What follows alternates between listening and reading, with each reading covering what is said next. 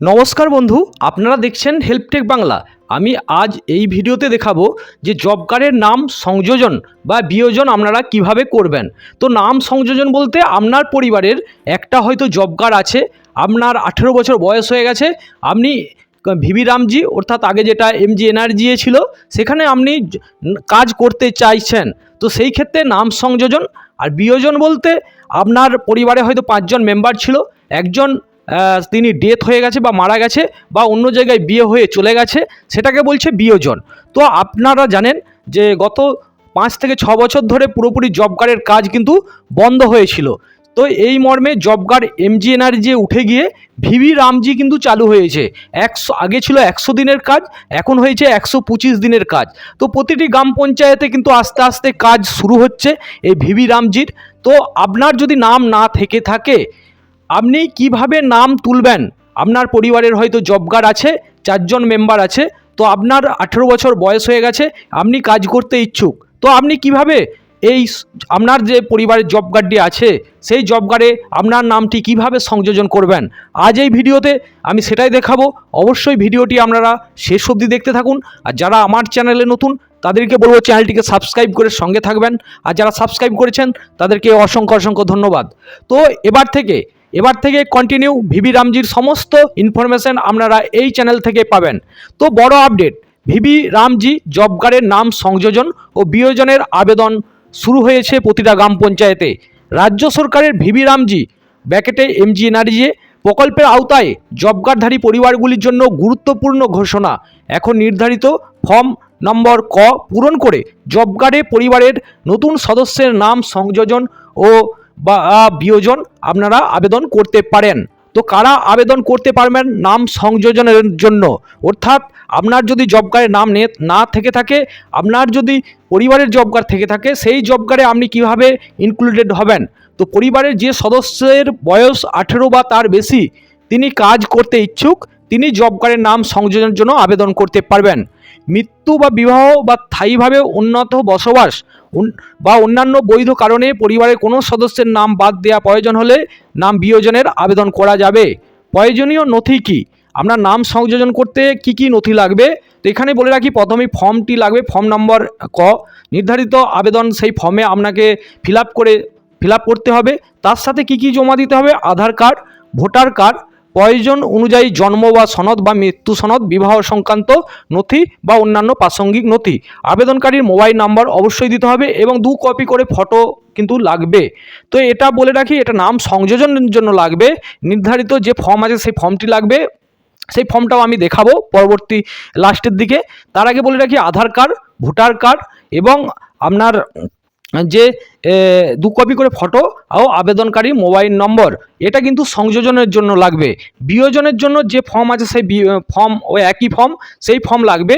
আধার কার্ডের copy, voter কার্ডের copy এবং তার যদি মৃত্যু বা অন্য জায়গায় বা বিবাহ সূত্রে অন্য জায়গায় থাকে তার একটি প্রমাণপত্র, সেটা কিন্তু আপনাকে সেই ফিল আপ করে গ্রাম পঞ্চায়েতে দিতে হবে। আবেদন কোথায় জমা দিবেন? সংশ্লিষ্ট গ্রাম পঞ্চায়েত ভিবি রামজি যে সেল আছে সেই সেলে আপনি জমা দেবেন। তারপর যাচাইয়ের পর আপনার নাম সংযোজন বা বিয়োজন করা হবে, আপনি যে জন্য করবেন। কেন নাম সংযোজন গুরুত্বপূর্ণ? জব কার্ডের নাম অন্তর্ভুক্ত থাকলেই সংশ্লিষ্ট ব্যক্তি ভিবি রামজি প্রকল্পের অধীনে কাজের আবেদন করতে পারবেন। সরকারি নিয়ম অনুযায়ী কর্মস্থানের সুযোগ ও মজুরি পাওয়ার জন্য বিবেচিত হবেন। আবেদনপত্রে সব তথ্য সঠিকভাবে পূরণ করুন, প্রয়োজনীয় নথিপত্র যুক্ত করুন। অসম্পূর্ণ বা ভুল তথ্য আবেদন গ্রহণ নাও হতে পারে। সকল জব কার্ডধারী পরিবারের অনুরোধ করা হচ্ছে, প্রয়োজন হলে দ্রুত সংশ্লিষ্ট গ্রাম পঞ্চায়েত অফিসে যোগাযোগ করে ফর্ম নাম্বার 1 ক সংগ্রহ করুন, আবেদন সম্পন্ন করুন। এবার আমি দেখাবো যে ফর্ম সংযোজন এবং বিয়োজনের যে ফর্ম আছে সেই ফর্মটি কীরকম, কীভাবে পূরণ করবেন। তো এটা আপনারা দেখুন, এই সেই ফর্ম 1 ক, অর্থাৎ এই ফর্ম দিয়েই আপনাকে কিন্তু সংযোজন বা বিয়োজন করতে পারবেন। তো সংযোজনের ক্ষেত্রেও একই ফর্ম এবং বিয়োজনের ক্ষেত্রেও একই ফর্ম। তো national rural employment guarantee scheme West বেঙ্গলের অধীনে নিবন্ধিত পরিবারের নাম সংযোজন ও বিয়োজন আবেদনপত্র, এই ফর্ম আপনারা কিন্তু আপনার যে গ্রাম পঞ্চায়েত আছে সেই গ্রাম পঞ্চায়েত থেকে পেয়ে যাবেন। তো প্রথমে আপনার যে জেলা, সেই জেলার নাম লিখবেন, বর্তমান রেজিস্ট্রেশন নম্বর, অর্থাৎ আপনার জব কার্ডে দেখবেন ব্লক নেম, ব্লক একটা কোড আছে, গ্রাম পঞ্চায়েতের একটা কোড আছে, গ্রাম সংসদের একটা কোড আছে, তারপরে ক্রমিক সংখ্যা আছে। সেই নাম্বারটা আপনারা ডিস্ট্রিক্টের বাদ দিয়ে ব্লক, গ্রাম পঞ্চায়েত, গ্রাম সংসদ, ক্রমিক সংখ্যা, ওখানে জব কার্ডে হয়তো পুরো স্টেটের কোডটা, স্টেট এবং ডিস্ট্রিক্ট সমস্ত কোড আছে, আপনারা লাস্ট থেকে নিয়ে এটা কিন্তু লিখবেন। তো পরিবারের প্রধান, আপনার যে পরিবারের প্রধান সেই প্রধানের নাম লিখবেন। তারপরে নাম সংযোজন বা আবেদনকারী বা বিয়োজন ব্যক্তির বিশদ বিবরণ, ক্রমিক সংখ্যা 1 নম্বর কি 2 নম্বর দেবেন, 1 2 করে যদি দুজন থাকে তার নাম লিখবেন, পিতা ও স্বামীর নাম লিখবেন, বয়স আবেদন করার দিনে, আপনি যেই দিনে আবেদন করছেন তার কত বয়স সেটা লিখে দেবেন। তারপরে লিঙ্গ মেন না ফিমেল, তারপরে শারীরিক অক্ষমতা কি হ্যাঁ কি না, রেশন কার্ড নম্বর, নির্বাচনী সচিত্র পরিচয়পত্র যদি থাকে, ভোটার কার্ডের নাম্বার, আপনি কি করতে চাইছেন সংযোজন না বিয়োজন সেটা আপনাকে এই ফর্মে উল্লেখ করতে হবে।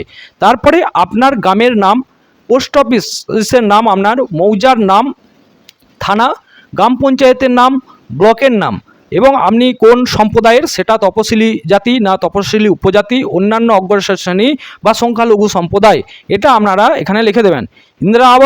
ইন্দিরা আবাস যোজনার উপভোক্তা কিনা হ্যাঁ কি না সেটা লিখবেন। ভূমি সংস্কার উপভোক্তা হ্যাঁ কি না সেটা লিখবেন। আমি বা আমরা মানে যদি আপনারা দুজন এখানে সংযোজনের জন্য যদি একটা পরিবারে দুজন থেকে থাকে সেই ক্ষেত্রে দুজন লিখবেন, 3 জন হলে 3 জন লিখবেন, 4 জন হলে 4 জন লিখবেন। এবং একটা জব কার্ডে যদি কেউ মৃত হয়ে থাকে সেখানে বিয়োজন লিখবেন এবং সংযোজন লিখবেন। তো এখানে দেখুন, এখানে আমি আমরা অদক্ষ শ্রমিক হিসাবে কাজ করতে আগ্রহী, উপরোক্ত বৃত্তান্ত সঠিক এবং সংযোজন নিবন্ধকৃত হোক, উপরে উল্লেখিত নিবন্ধকৃত ব্যক্তিদের নাম বাদ দেওয়া হোক, এটা লিখে আপনাকে পরিবারের প্রধান বা আবেদনকারীর স্বাক্ষর এখানে কিন্তু নিতে হবে, এখানে কিন্তু আপনার সাইন করতে হবে। তারপরে আপনি যখন জমা দেবেন, এটা গ্রাম পঞ্চায়েত থেকে যিনি নেবেন তিনি কিন্তু সিগনেচার করে একটি রিসিভ কপি আপনাকে দিয়ে দেবে। তো দিয়ে দেওয়ার পর আপনাকে কি করতে হবে, তারপরে আপনার নাম কিন্তু অনলাইনে অলরেডি যখন এন্ট্রি হয়ে যাবে, তারপর আপনার যে জব কার্ডটি আছে সেই জব কার্ড কিন্তু এখনও আপডেট হয়নি, MGNRG-র যে জব কার্ড সেই জব কার্ড ধরেই কাজ হচ্ছে, হয়তো পরবর্তীকালে ভিভি রামজির জব কার্ড আসবে। তো সেই জব কার্ড নিয়ে আপনাকে গ্রাম পঞ্চায়েতে দেখা করতে হবে এবং 2 কপি করে ছবি নিয়ে যাবেন, কারণ 1 কপি আপনার সেই জব কার্ড দেওয়া হবে, 1 কপি আপনার যে রেজিস্টার আছে গ্রাম পঞ্চায়েত রেজিস্টারে দেওয়া হবে। তো এইভাবে দেওয়ার পর আপনার নাম কিন্তু সংযোজন হয়ে যাবে। পরবর্তীকালে আপনার যেদিন করবেন সেদিনই কিন্তু আপনার আধার কার্ড এন্ট্রি হয়ে ইকেআইসি কাজটি কিন্তু সম্পন্ন করে আসবেন। যে ইকেআইসি কাজ, সেই ইকেআইসি কাজ করার পরই আপনি কিন্তু পরবর্তীকালে আপনার যে সংসদে যদি কাজ হয় আপনি কিন্তু কাজ পাবেন।